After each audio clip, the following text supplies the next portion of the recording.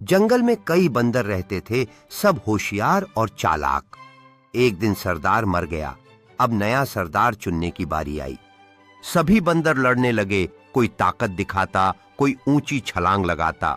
एक बूढ़ा बंदर बोला, असली सरदार वो है जो अक्ल से काम ले। एक छोटा बंदर सबको रोकता है और कहता है, हमें लड़ना नहीं, सलाह लेनी चाहिए। बंदरों ने उसकी बात मानी और समझदार बंदर को सरदार चुन लिया।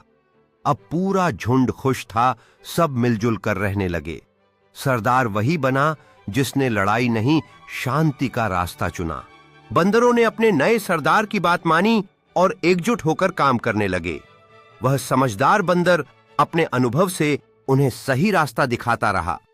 अब सभी मिलकर खाने की तलाश में निकलते थे और एक दूसरे का ख्याल रखते थे।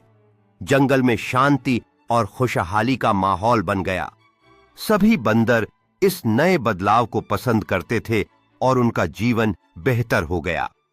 सरदार की बुद्धिमानी ने झुंड को एक नई दिशा दिखाई।